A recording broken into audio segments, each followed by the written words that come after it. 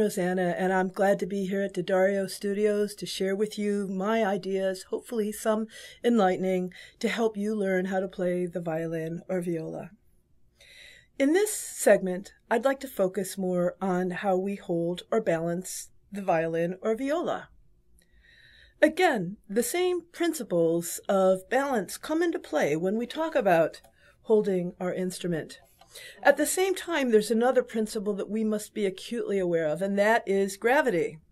Because thanks to gravity, every time we bring up the instrument, it's going to want to fall, right? Because of gravity, especially the precariousness of how these instruments are being held, there's always that sense of it wanting to fall to the ground.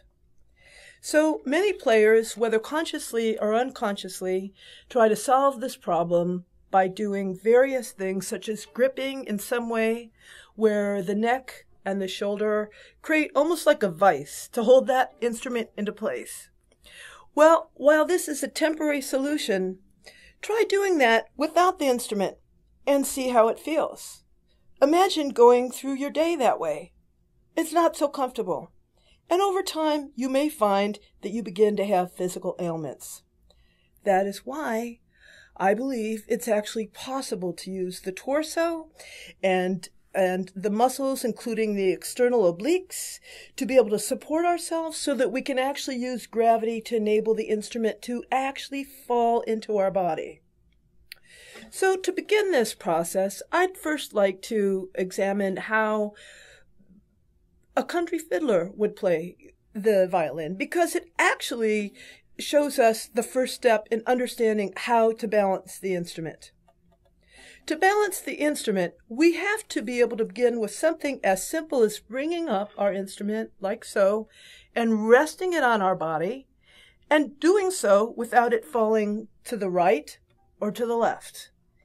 While this may seem like a very simple task, in fact, I definitely encourage you to try this at home, either over a couch or a bed, so that you can make sure that nothing happens to your very precious instrument. All that to say that when you begin this very simple step, you will begin to discover that there is like a sweet spot, that a very perfect angle at which you can allow the instrument to, in fact, rest on the clavicle. It's almost as if the instrument were attached to your throat, but extending outward. The problem is, most people think the instrument rests on the shoulder. This is definitely a problem because then that induces them to jut out their shoulder like this. Again, imagine going through life this way. It becomes very uncomfortable. So the question is how we can allow the shoulder blade, the shoulder girdle, to rest atop the rib cage. Taking gravity into account yet again, if you can imagine the rib cage, if you can imagine and feel the rib cage, literally feel your body as you engage in this process, you will notice how the shoulders rest atop the rib cage, and that is because of gravity. So it is in our best interest to let them keep resting there, to the extent that they can be a part of the cog, a part of the movement, but not the prime point at which we engage in the instrument.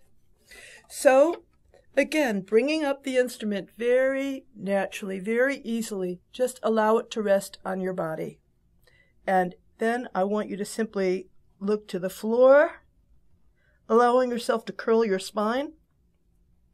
And then I want you to actually look to the ceiling, enabling your spine to open out, feeling how, as you do that, the weight of the instrument is beginning to fall into your body. This relationship of balance and utilizing the torso and rib cage is the starting point for any good left hand technique, enabling the hand to freely move up and down the instrument without incident. Please try this at home, and I hope you'll enjoy it.